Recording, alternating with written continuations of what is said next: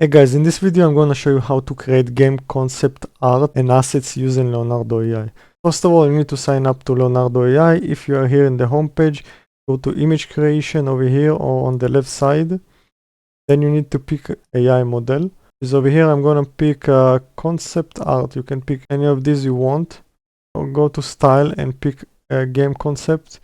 You can do 3D or cinematic concept, which one you like. I'm going to pick this one. I'm gonna do it squared with 2 images, and we need to think about the concept that we want, about the characters, the styles, also about the asset, which is the environment, backgrounds, props, and items. Once you have all these, you need the crafted details prompt, which I'm using ChatGPT to give me some. Over here, as you can see, I gave him details. So we're gonna go to the character. We're gonna take all these, copy, and then paste it over here, and don't forget to pick the game concept, generate, and then let's go take the environment. Also copy, put it over here. As you can see, generated already. Then pick environment, generate.